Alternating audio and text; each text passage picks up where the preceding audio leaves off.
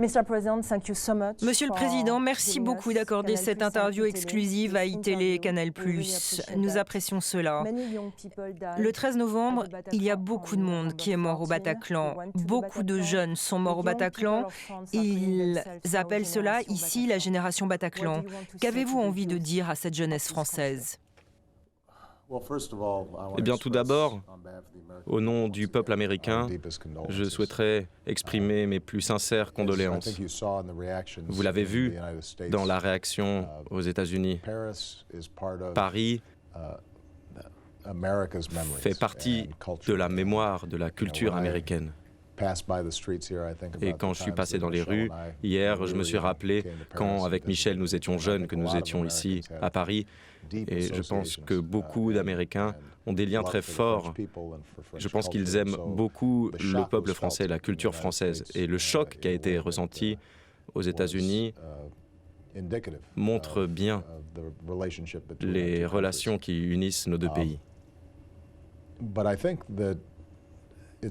Mais je pense qu'il est important pour les jeunes ici de comprendre ce que les jeunes Américains ont compris après le 11 septembre 2001. Ces actions terroristes perverses ne peuvent pas vaincre notre esprit. J'ai eu des discussions approfondies avec le président Hollande sur la manière d'améliorer les efforts pour contrer l'État islamique. Il y aura des actions militaires, du renseignement. Il faudra que les différents pays partagent les informations de manière beaucoup plus efficace. Il faudra de la contre-propagande contre le message terrible et pervers de l'État islamique. Mais la vérité, c'est qu'au bout du compte, les actes terroristes de ce type ne peuvent pas changer la nature fondamentale du peuple français, la diversité d'un endroit comme Paris. Ce n'est pas possible. Ces actes ne peuvent pas remplacer la joie, la beauté, la solidarité qui anime la population. Et j'espère que les jeunes comprennent que le mal existe dans le monde, qu'il y a de la violence, des conflits. J'espère qu'ils comprennent que malgré cela, le monde est plein d'espoir, de gens bien, et qu'au fond, ceux qui détermineront le destin du monde, ce ne seront pas des terroristes comme ceux de l'État islamique. Vous avez été un militant dans votre jeunesse, vous-même, Monsieur le Président. Vous aviez milité dans les quartiers défavorisés à l'âge de 20 ans. Si aujourd'hui, vous étiez un militant et que vous aviez un jeune qui veut faire le djihad, que lui diriez-vous ? Eh bien, ce que je dirais à un jeune homme ou à une jeune femme, c'est que, quelle que soit votre religion, l'essence d'une vie épanouie, ce n'est pas ce que vous pouvez détruire, c'est ce que vous pouvez construire. Ce n'est pas à qui vous pouvez nuire, c'est qui vous pouvez aider. Et toutes les religions, que ce soit la religion chrétienne, l'islam, le judaïsme, définit une bonne personne et une vie réussie par ce qu'on peut faire pour aider les autres. Donc la culture de la vie opposée à la culture de la mort. Et je pense que si on s'intéresse à ce qui s'est passé avec l'État islamique, eh bien l'État islamique séduit les jeunes qui se sentent isolés. C'est pourquoi cette organisation est si efficace sur les réseaux sociaux. Il y a des jeunes qui, quelle que soit la raison, ne se sentent pas à leur place, ils se sentent seuls. Et cela crée des liens d'appartenance avec l'État islamique malgré leur culte de la mort. Dans le combat contre l'État islamique, en 2013, en Europe, vous avez été très critiqué, Monsieur le Président, pour votre décision de ne pas intervenir avec des troupes au sol. Regrettez-vous cela ? Non, pas du tout. Tout d'abord, il faut rappeler que ceux qui émettent des critiques, apparemment, n'étaient pas disposés à déployer leurs propres troupes. Vous voudriez que la France mette des troupes au sol ? Mais je pense, et c'est encore plus important, que certains ont la mémoire courte, parce que nous avons également été beaucoup critiqués lorsque nous avons mis des troupes au sol en Irak. La vérité, c'est que les troupes au sol, des troupes américaines, des troupes françaises, pourraient chasser l'État islamique de Raqqa. Mais à moins que nous ne soyons disposés à occuper de manière permanente un pays comme la Syrie, la seule façon de mettre un terme à la guerre civile de manière définitive, de mettre un terme à la crise des réfugiés et de vaincre l'État islamique, c'est une transition politique. Et donc, il ne s'agit pas seulement de remporter une bataille. L'État islamique ne fait pas le poids par rapport aux forces armées des États-Unis, de la France et d'autres grands pays dans une seule bataille pour occuper un territoire. La question, c'est celle des pays qui s'effondrent en raison de régimes autocratiques comme celui d'Assad, en raison du manque de perspectives, du manque d'emploi, en raison de conflits sectaires. Et c'est ce qui rend la tâche plus difficile encore, parce que nous devons aider les peuples de ces pays à s'aider eux-mêmes et trouver un accord pérenne. Combien de temps cela va prendre de gagner contre l'État islamique?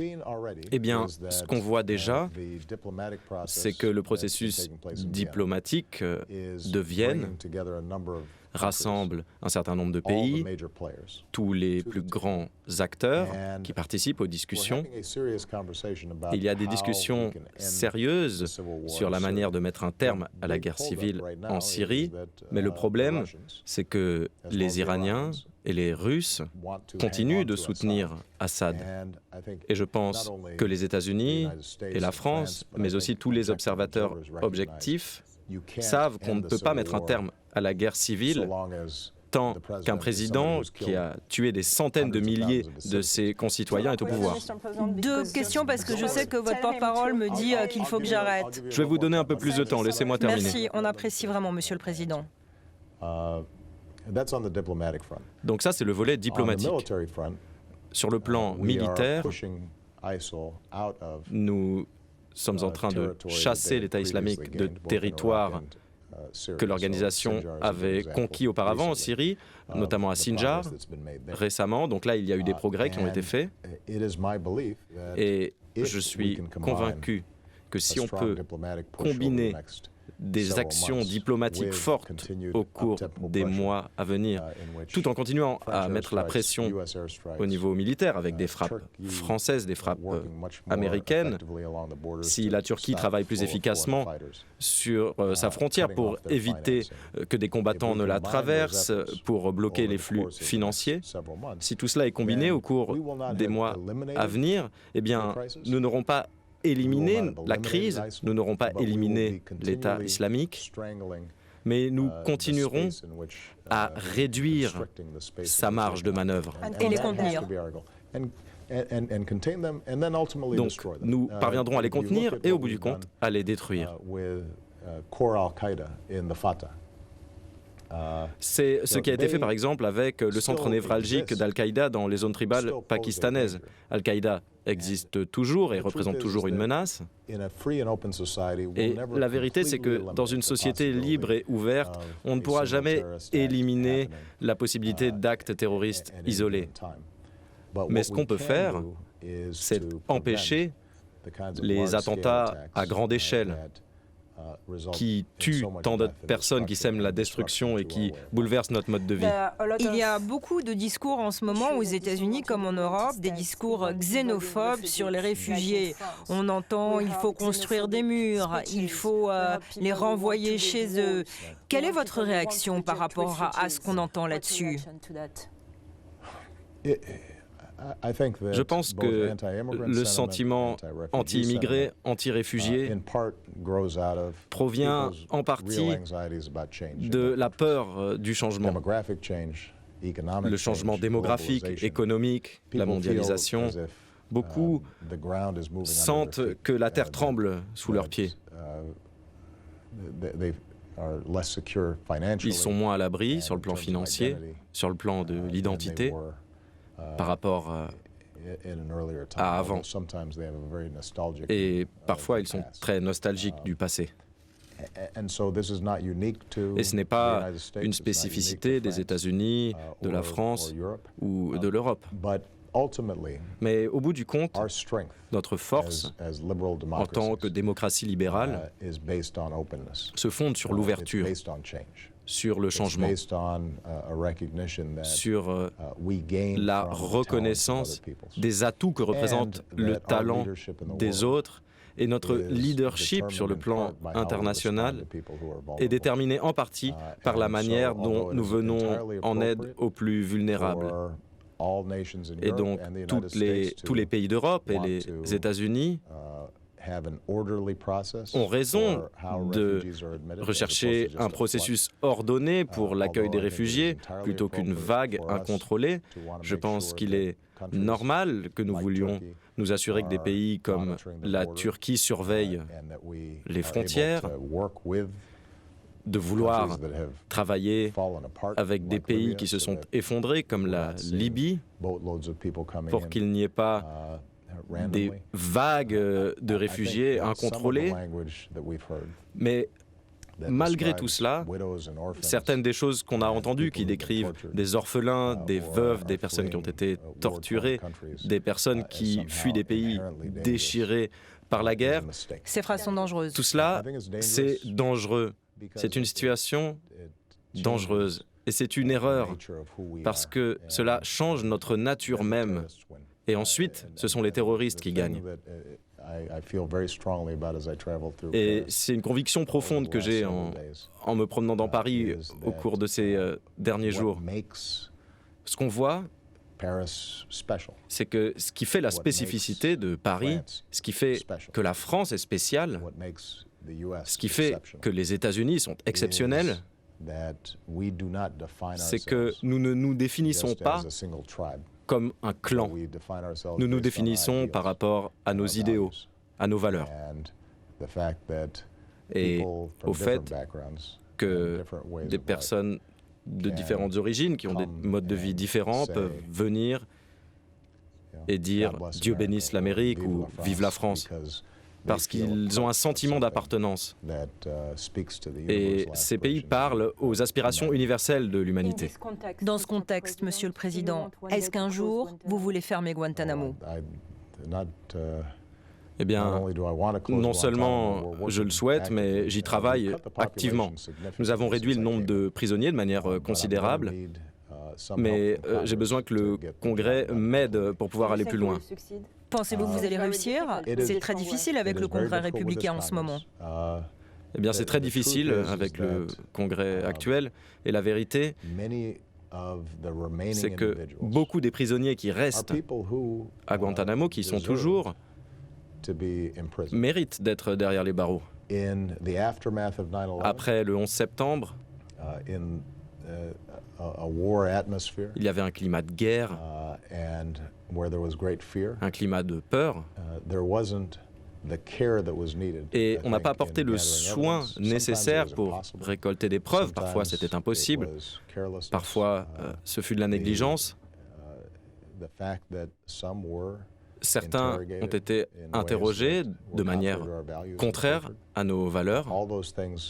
Il y a eu de la torture et tout cela rend difficile la tâche de porter ses affaires devant des tribunaux et de faire en sorte que des procédures juridiques normales puissent s'appliquer. Mais ceci étant dit, Guantanamo continue d'être un outil de recrutement pour les djihadistes. C'est quelque chose qu'il faut arrêter. C'est contraire à ce que nous sommes et je défendrai cette idée jusqu'au dernier jour de mon mandat. Dernière question, Monsieur le Président. Je vous ai suivi là à Paris. J'ai vu qu'avec votre limousine, vous avez traversé les rues de la capitale, vous avez admiré les monuments. Lorsque vous allez quitter le pouvoir dans à peu près un an, auriez-vous envie de venir vous installer à Paris ? Eh bien, je ne déménagerai probablement pas à Paris parce que mon français est très mauvais. Il est mauvais. Et je ne vais pas faire semblant. Mais je peux vous garantir que je me rendrai à Paris très souvent. Au fait, qui préférez-vous, François Hollande ou Nicolas Sarkozy ? Je dois vous poser cette question. Vous savez, ils sont très différents. Quelle est la différence ? Eh bien, François Hollande porte des lunettes, ce qui n'est pas le cas de Nicolas Sarkozy. Non, plus sérieusement, vous préfériez travailler avec François Hollande ou Nicolas Sarkozy ? Ce qui est magnifique avec les deux, c'est que tous les deux, ils accordent une très grande importance à la relation avec les États-Unis.